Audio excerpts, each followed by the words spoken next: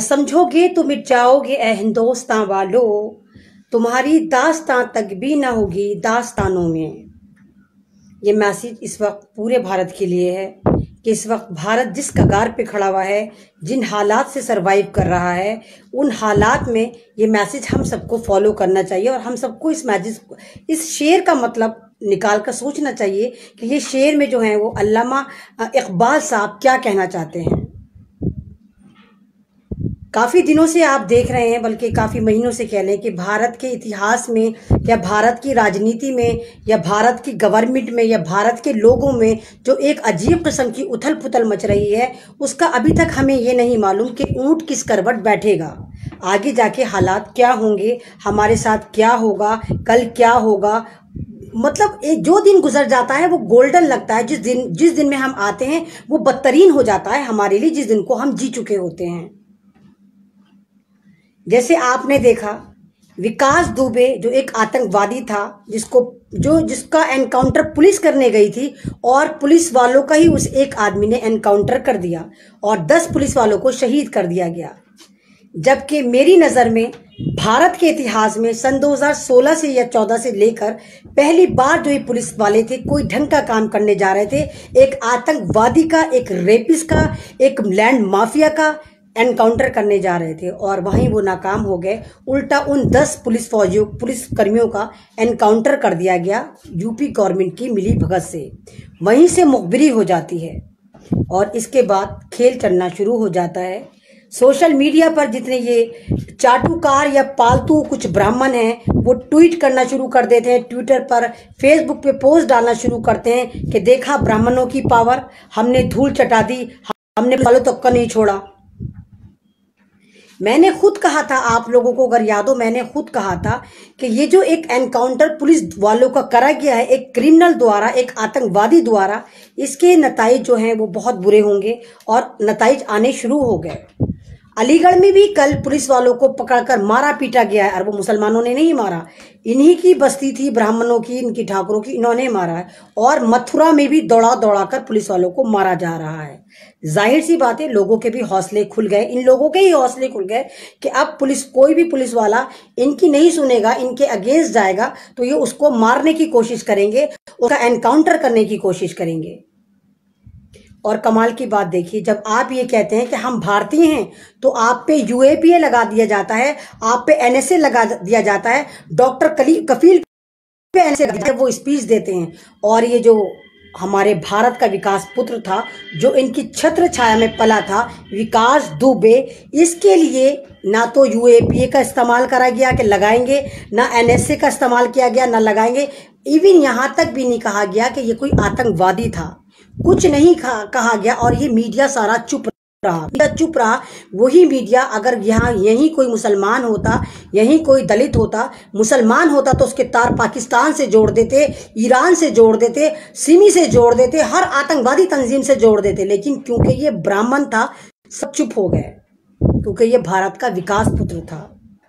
हमारी बीजेपी ने 5 बेटियां पैदा करने के बाद विकास पुत्र पैदा करा था और जिसको सही सलामत वहां से भगा दिया गया, कानपुर से भगा दिया गया।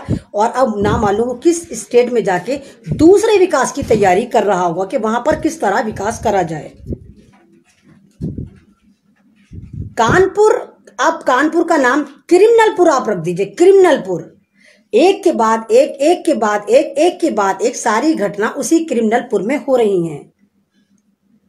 सबसे पहला जो मंजरे आम पर एक न्यूज आई थी उस क्रिमिनलपुर की, वो आई थी सेंगर की, कि सेंगर ने एक नाबालिग दलित लड़की का बलात्कार किया था और लगातार किया था और सामूहिक करवाया था। जब उस लड़की के फादर जाते हैं थाने तो कंप्लेन लेकर, तो उनके बाप को थाने में बंद कर दिया जाता है और मार दिया जाता है।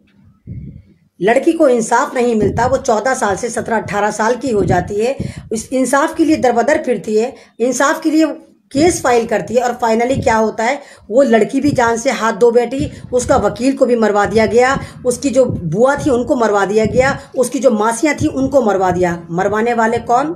यूपी सरकार। और सेंगर पे कोई कार्रवाई नहीं, सेंगर को क्लीन चिट दे दी गई। दूसरी बात फिर ये लाइमलाइट में आता है जब वो आरती लाल चंदानी, जो मेडिकल कॉलेज की प्रिंसिपल भी थी और कैंसर योगी की बहुत खास औरत मानी गई है, बहुत घुसपैठ है इनकी बीजेपी की। वो ओपनली कह रही है कि मुसलमान जो होते हैं भारत में वो आतंकवादी होते हैं, हमें इनको जहर का इंजेक्शन देके मारना चाहिए और मैं मारती हूं, और इन मुसलमानों को जंगलों में छोड़ देना चाहिए, इनके पीछे पालतू कुत्ते छोड़ देने चाहिए। आरती लाल चंदानी भी कोई एक्शन हुआ नहीं हुआ, क्यों? क्योंकि वो आरएसएस की थी, वो बीजेपी की थी, उसने कुछ भी बोला, कोई एक्शन नहीं। तीसरा कांड वहां पर होता है जब वहां पर दिव्या अवस्थी नाम की एक रेत माफिया बीजेपी की औरत एक शुभम नाम के पत्रकार को मरवा देती है और मीडिया चुप रहता है, कोई कुछ नहीं बोलता। क्रिमिनलपुर जो है उसके ये इतिहास हैं जो मंजरे आम पर आ गए, जो बहुत बड़े रहे होंगे, जो हमें पता चल गया। पता नहीं कितने ऐसे और होंगे जिनका हमें कोई पता नहीं है कि वहां पर क्या हुआ होगा। उसके बाद अगर आपको याद हो शेल्टर होम वो कहलाते हैं जहां पर गरीब बच्चियां रहती हैं, या वो बच्चियां रहती हैं जिनके माँ बाप मर जाते हैं, या वो बच्चियां रहती हैं जो घर से नाराज होकर भाग जाती हैं, तो उनको शेल्टर होम में रखा जाता है। तो उस शेल्टर होम के बारे में निकल कर आया था कि वहां पर कोरोना का टेस्ट करने जा रहे थे, तो कोरोना का तो पता नहीं कि कोरोना का वहां पर क्या आया, लेकिन 20-25 लड़कियां प्रेग्नेंट पाई गई और बहुत सारी लड़कियां HIV पॉजिटिव पाई गई। तो शेल्टर होम में कौन गया? शेल्टर होम में तो कोई जा नहीं सकता, मर्द नहीं जा सकते, औरत भी नहीं जा सकती, जिससे मिलना हो उसी से मिलकर आते हैं। जब उन बच्चियों से पूछा गया तो उन बच्चियों ने कहा कि हमें बीजेपी के घरों में सप्लाई करा जाता था, बीजेपी वाले यहाँ पर आते थे, सब सरकार की मिलीभगत से चल रहा था। और जिन मीडिया कर्मियों ने ये वाली बात उजागर करी थी, उन्हीं मीडिया कर्मियों को यूपी की पुलिस ने, महान पुलिस ने थाने में बिठाकर जबरदस्त कुटाई करी थी।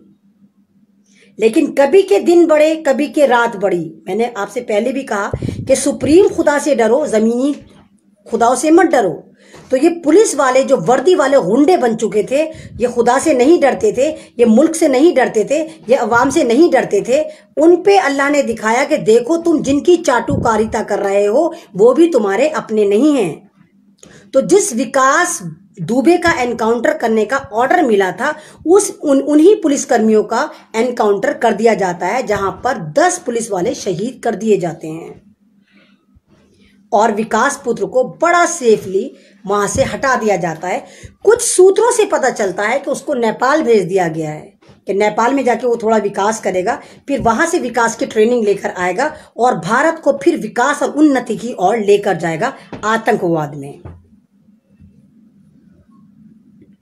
उसके बाद ये देखिए कि जैसे ही पुलिस वालों का एनकाउंटर होता है, उसके बाद यूपी में झड़ी सी लग गई है कि इसको मारो, उसको मारो, इसको ये करो, उसको वो करो।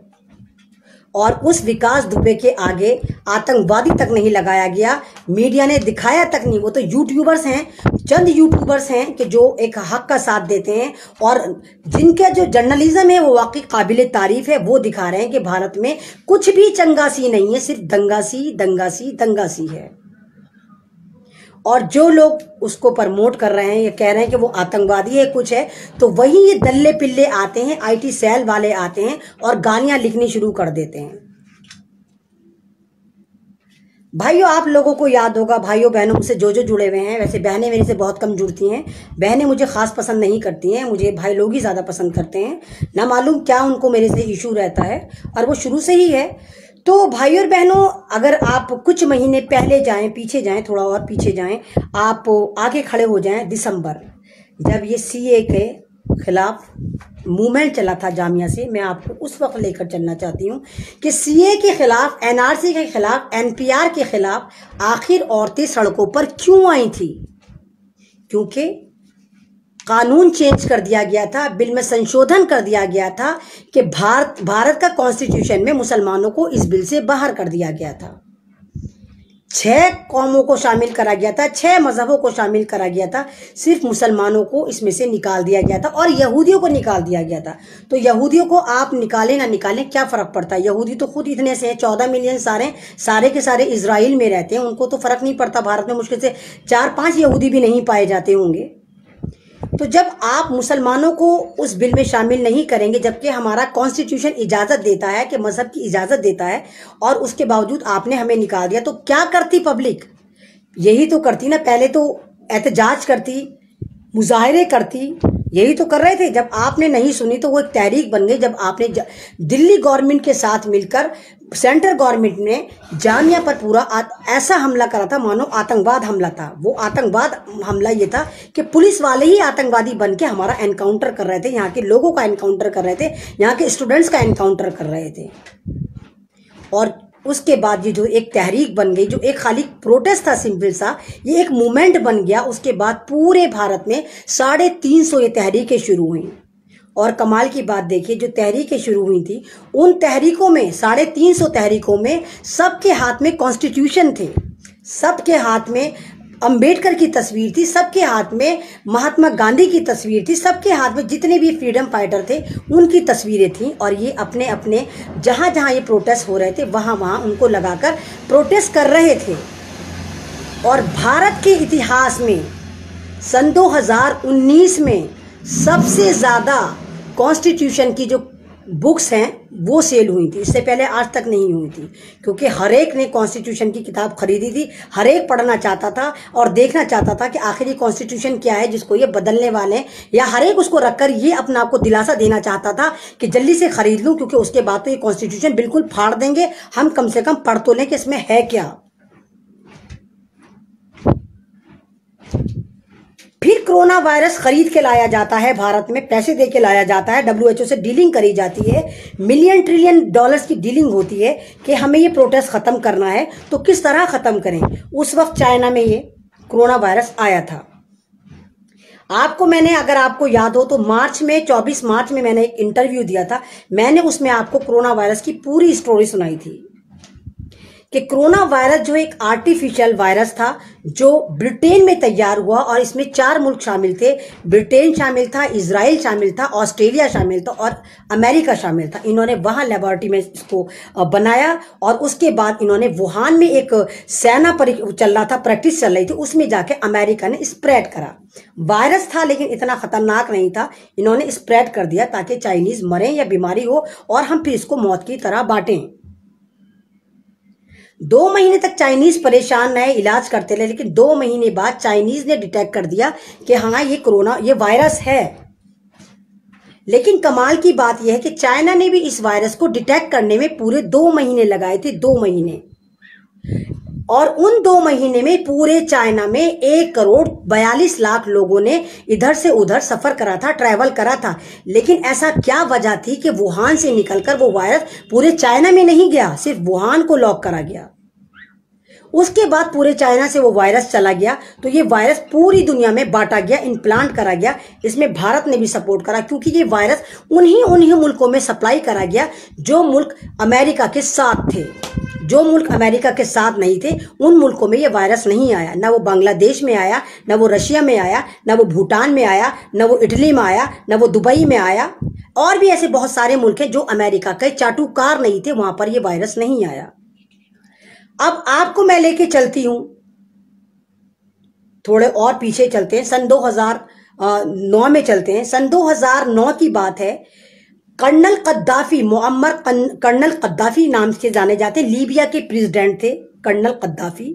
उस वक्त लीबिया बड़ा पावरफुल होता था, एक इस्लामिक मुल्क था, पावरफुल था, बड़ा डेवलप कर रहा था। तो उस जमाने में उन्होंने अक़वाम मुत्तहिदा में स्पीच दी थी, जबकि उनको कुछ मिनट दिए गए थे। उसके बावजूद उन्होंने वहां पर 100 मिनट की पूरी स्पीच दी थी और उन्होंने बोला था कि ये जो दुनिया है, अब जो दुनिया चल रही है, दुनिया में उस वक्त जो था वो स्वाइन फ्लू फैला हुआ था। स्वाइन फ्लू दुनिया में फैल रहा था, वो इतनी बुरी तरह नहीं फैला हुआ था।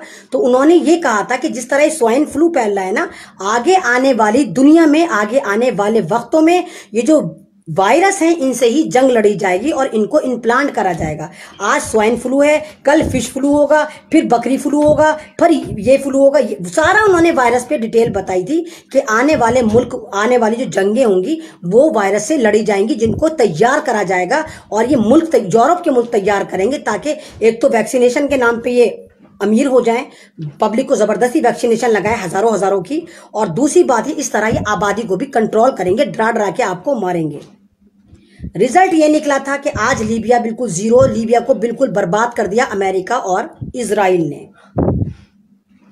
अब ये जो वायरस आया, कोरोना वायरस, जो कोरोना वायरस चाइना से आया है ना, कॉपीराइट चाइना का था, लेकिन इसका नाम किसने रखा? कोविड-19 इजराइल ने। और अमेरिका ने भी इसको टेरर की तरह बांटा था। अगर आपको याद हो, इतने मर गए, उतने मर गए, उतने मर गए, उतने मर गए। मैं आपको लगातार बता रही थी कि अमेरिका में फर्जीवाड़ा चल रहा है, बिल गेट्स की सारी साजिश है, क्योंकि बिल गेट्स खुद एक यहूदी है और वो वैक्सीनेशन की फील्ड में उतर चुका। तेलंगाना में सन 2016 में उसने एक वैक्सीनेशन यहां पर आकर लगाए थे, जिसमें हिंदुस्तान में कम से कम 1-1.5 लाख लोग बच्चे मारे गए थे और हैंडीकैप्ट हो गए थे, लेकिन उस मामले को दबा दिया गया था। वही हाल उसने अफ्रीका में जाकर करा था, अफ्रीकियों पर जबरदस्ती लगाया था। वहां अफ्रीका में भी बहुत सारे लोग मारे गए थे और औरतें जो है वो बांझ हो गई थी। बांझ हुई नहीं थी, बनाया गया था उनको। तो ये बिल गेट्स का सारा ड्रामा है। बिल गेट्स वैक्सीनेशन बनाना चाहता है ताकि आपको बेवकूफ बना सके, आपको गुलामी की तरफ ले जा सके। अभी आपको मैं एक मजे की बात बताऊं, यहूदी जो इजराइल है, इजराइल जो है ग्रेटर बनना चाहता है, सारी पावर अपने हाथ में लेना चाहता है। जैसे आपने अमेरिका में देखा, दंगे हुए थे, एक ब्लैक अमेरिकन को मारा गया। सब प्री प्लान हुआ था, सब प्री प्लान हुआ था, सारा प्लान था। लेकिन जो लोग सड़कों पर निकले थे वो प्री प्लान नहीं, वो अपने जज्बे से निकले थे, लेकिन उनको वहां तक लाने के लिए मजबूर करा गया था। पूरा एक स्क्रिप्ट तैयार करी गई थी। तो जिस वक्त वो लोग सड़कों पर उतरे थे, तो उस वक्त कोरोना कहां चला गया था? पूरे 20-25 दिन तक वो लोग सड़कों पर रहे थे। तो क्या कोरोना छुट्टी लेकर भारत आ गया था कि भाई मैं भारत की विजिट करके आता हूं, है ना, यहां पर ज्यादा लोग हैं, यहीं पर आ जाता हूं, यहाँ मेरे चाहने वाले ज्यादा हैं, मेरे प्रमोटर ज्यादा हैं, तो वो भारत आ गया था वहां से छोड़कर। और जब से वो तहरीक खत्म हुई है, कर्फ्यू लगाए, सब कुछ लगाए, वहां पर कोरोना नहीं है, खत्म कोरोना। और वहां की भी डॉक्टर नर्स चिल्लाकर सोशल मीडिया पर कह रहे थे कि खुदारा अस्पताल मत आना, यहां तुम्हें मारा जा रहा है। मिडिल क्लास लोगों को, ब्लैक एशियंस को, अफ्रीकियों को मारा जा रहा था। वो रिक्वेस्ट कर रही थी हाथ सोशल मीडिया पर। यानी ये सारा फर्जीवाड़ा चल रहा था। और इजरायली की एक मैगजीन है द इकोनॉमिक्स, उसने 4-5 महीने पहले कवर पेज पर, मैं आपको तीसरी बार बता रही हूं, कवर पेज पर लिख रखा है एवरीथिंग इज अंडर कंट्रोल, यानी सब चीजें हमारे कंट्रोल में है। और मैगजीन पे एक हाथ ऐसे बना हुआ है, ऐसे जैसे मेरा हाथ है, और उसके अंदर एक पट्टा है, रस्सा जो इंसान के गले में है, और फिर इंसान के हाथ में एक पट्टा है, वो कुत्ते के गले में है, मतलब चेन दिखाई है। तो इसका मतलब यह है कि जानवरों से लेके इंसान तक सब हमारे कंट्रोल में है, यानी ईसाइयों के कंट्रोल में है। दुनिया में ईसाइयों के 13 अमीर कबीर खानदान हैं जो सबसे ज्यादा रॉयल हैं, जिनके हाथ में पूरी दुनिया की इकोनॉमी है, 80% इकोनॉमी है। तो ये सारा गेम उनका चल रहा है। तो भारत में कोरोना इस तरह बांटा गया, भारत में सब ड्रामे करे गए। सारा रोजाना डेटा आ जाता है, जैसे आज का डेटा है कि 7 लाख कोरोना के पेशेंट है। वो अलग बात है कि सड़कों पर कोई नहीं मरता, वो अलग बात है घर में कोई नहीं मर रहा, वो अलग बात है कि हमारे खानदानों में कोई नहीं मर रहा। लेकिन ये भी सच है कि अगर कोई भी गलती से सरकारी अस्पताल चला गया या इनके मल्टीनेशनल जो हॉस्पिटल इनमें चला गया, तो वो जिंदा वापस नहीं आया। चाइना के बारे में मैं आपको बराबर अपडेट देती रही, चाइना के बारे में मैंने आपसे बोला, और मैं सीए के बारे में भी आपसे बोल रही थी कि वो जो सीए चल रहा था, उसमें जो प्रोटेस्ट स्टार्ट हुआ था, तो उन सबके पास क्या था? सबके पास संविधान था, महात्मा गांधी की तस्वीर थी, अंबेडकर साहब की तस्वीर थी, है ना। और जब वो सीए खत्म करा गया और लॉकडाउन की आड़ में पूरे भारत को कर दिया गया, तो उसके बाद इन्होंने गिरफ्तारियां करनी शुरू करी। कौन सी दिफा लगाई? UAPA NSA, यानी आतंकवादियों की दिफा। कहने का मतलब यह है कि अगर आप अपने संविधान को बचाते हैं तो आप आतंकवादी हैं, आप गांधी को मारते हैं तो आप आतंकवादी हैं, आप भीमराव अंबेडकर को मानते हैं तो आप आतंकवादी हैं। लेकिन यही बीजेपी के नेता जो हैं, जब ये पॉलिटिक्स में आते हैं, जब ये ड्रामे करते हैं, जब ये नागपुर के हेड ऑफिस जाते हैं, तो इनकी जो साध्वियां हैं वो भीमराव अंबेडकर पे और महात्मा गांधी पे गोली मार मार के प्रैक्टिस करती हैं कि हम गॉडसे वाले हैं, और गॉडसे भारत के इतिहास का पहला आतंकवादी था। कहने का मतलब वही है, अगर आप संविधान वाले हैं, आप महात्मा गांधी वाले हैं, आप भीमराव अंबेडकर वाले हैं, तो आप इन आतंकवादियों की नजर में आतंकवादी हैं। और अगर आप गॉडसे वाले हैं, आप सावरकर वाले हैं, तो ये आपको सराखों पर बिठाएंगे, क्योंकि ये खुद आतंकवादी हैं। तो दुनिया के इतिहास में पहली बार ऐसा हुआ होगा कि मुल्क का आईन बचाने में, मुल्क के संविधान को बचाने वालों के ऊपर यूएपीए लगाई गई। और उसकी एक मिसाल नहीं, हजारों मिसाल हैं। जितने भी दिल्ली में प्रोटेस्ट हुए, जो जेलों में भरे गए, चाहे वो मीरान हैदर हों, बहुत सारे ऐसे लोग हैं जिनको उठाया गया था, डाला गया था, वो सब पे यूएपीए लगाकर, एनएसए लगाकर डाला गया था। इवन दिल्ली दंगे, जिन मुसलमानों के घर जले, जिन मुसलमानों की बेटियां उठी, जिन मुसलमानों की प्रॉपर्टी खत्म हो गई, उनको भी दिल्ली दंगों का मास्टरमाइंड बता कर उठाया जा रहा है। दिल्ली दंगे अगर आपने देखे हो, दिल्ली दंगों का डेटा जो है, सब लोग कह रहे 50 मरे थे, 50 मरे थे। अरे 150 तो नजर क्लिप में गिन लो, क्लिप पे देखो उठाकर, 150 तो क्लिप में नजर आ जाते हैं। कहीं 10 पड़े हुए हैं, कहीं 20 पड़े हुए हैं, कहीं 5 पड़े हुए हैं, कहीं 6 पड़े हुए हैं, उनको ही गिन लो कितने अस्पताल में पड़े हुए हैं। हजारों मुसलमान मरा था, हजारों मुसलमान। जब 5000 घर जले थे तो हजारों मुसलमान मरा था। Social distance, social distance, what is the meaning of social distance? छुआछात। भारत में क्या चलता था? छुआछात। यानी सोशल डिस्टेंस के नाम पर एक बार फिर आपको बावला बना दिया गया। पहले जो ये कहते थे कि दलित छुआछात हैं, अब आपको ऐसा कर दिया गया कि आप एक ही घर में रह के आपको छुआछात कर दिया गया कि दूरी बनाकर चलो, भाई अपने भाई से हाथ ना मिलाए। सोशल डिस्टेंस यानी कि दिलों से मोहब्बतें खत्म हो जाएं, आपके अंदर बंटवारा कर दिया जाए, नाम रखा सोशल डिस्टेंस। पूरे भारत को तोड़ने की तैयारी है सोशल डिस्टेंस के आड़ में, आपके खानदानों को बर्बाद करने की तैयारी है सोशल डिस्टेंस के नाम पर।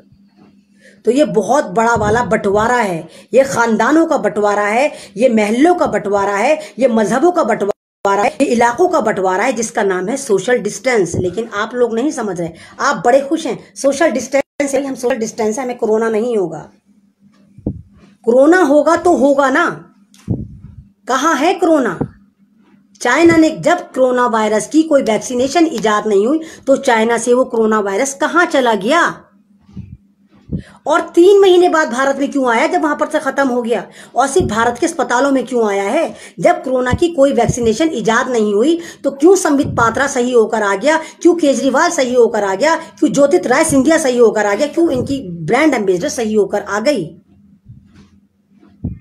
तो वजह साफ है, कोरोना वायरस कुछ भारत में है ही नहीं। ये सिर्फ दोबारा से बंटवारे की तैयारी है, आपको जुदा करने की तैयारी है, आपका ब्रेन खराब करने की तैयारी है कि आप अकेले रहने के आदी हो जाएं। सोशल डिस्टेंस के नाम पे छुआछात आपके दिमाग में घुस। भारत से मोहब्बतें खत्म करने का कारोबार का नाम है सोशल डिस्टेंस। तो मैं बार बार यही कहती हूं कि जागो दलितों जागो, जागो मुसलमान जागो, जागो भारतीय जागो, क्योंकि यह आपको बर्बाद करने की पूरी तैयारी है। आप हक की बात करेंगे यूएपीए, मेरी पोस्ट पर आके कि योगी तुझे घर से उठाकर ले जाएगा। मैं यूपी की प्रॉपर्टी हूं जो मुझे योगी उठाकर ले जाएगा? क्या हूं मैं? खुल्लम खुल्ला धमकियां मेरे फेसबुक पे आ रही हैं, खुल्लम खुल्ला धमकियां मेरे यूट्यूब पर आ रही हैं, इतनी गंदी गंदी गालियां दे रहे हैं। कैसा है सोशल मीडिया? वैसे तो कहते हैं यूट्यूब पर कोई पोस्ट भी डाल दो तो वो डिलीट हो जाती है अगर उसमें गाली हो। तो क्या यूट्यूब को वो गालियां नजर नहीं आती? क्या फेसबुक पे जो गालियां पड़ती हैं वो नजर नहीं आती? क्योंकि सारा फर्जीवाड़ा, क्योंकि फेसबुक यूट्यूब इजराइल के हैं, खुली छूट मिली हुई है इनको। इवन यूट्यूब पे जितने भी दलितों के चैनल हैं वहां पर वीडियो पर येलो निशान मार दिया जाता है। येलो निशान उसको कहते हैं कि डॉलर का निशान आता है, अगर वो ग्रीन रहता है तो आपको पेमेंट मिलती है, अगर वो येलो हो जाता है तो आपको कोई पेमेंट नहीं मिलती। और दलितों के चैनल पे मोस्टली येलो मार दिया जाता है ताकि इनको कोई पेमेंट नहीं मिले, चाहे वो हक की आवाज चल रही हो। मिलियंस में वीडियो चली जाती है लेकिन येलो मार दिया जाता है ताकि इनको कोई इनकम ना हो और ये फिर ये हक की आवाज उठाना बंद कर दें। बहुत लंबा फर्जीवाड़ा चल रहा है। आप ही बताइए, जब अमेरिका में जॉर्ज फ्लोराइड मारा गया था, पूरा अमेरिका सड़कों पर आ गया था, इवन पूरी दुनिया एकदम से लाइन पे लग गई थी। ये फोटो लगा, वो फोटो लगा, ये स्टेटस लगा, ये वो लगा, सबने लगाया था। रोहित वोमेला जो हैदराबाद की यूनिवर्सिटी में पढ़ते थे और पीएचडी कर रहे थे, स्कॉलर थे, कैसे कैसे पढ़ रहे थे वो, उनको इसी ब्राह्मण समाज ने, इन्हीं आरएसएस वालों ने उन पे इनकी जिंदगी इतनी तंग कर दी थी कि उन्होंने सुसाइड करी थी। क्या आपने स्टेटस लगाया था? क्या आप जानते भी हैं कि रोहित वेमुला कोई था? नजीब जेएनयू का स्टूडेंट जिनको दिन दहाड़े आरएसएस वाले उठाकर ले गए थे, क्या किसी ने उनका स्टेटस लगाया? क्या आवाज उठाई? क्या आपको पता है कहां वो? कौन उठाकर लेकर गया था? एबीवीपी के गुंडे जो आरएसएस वाले थे।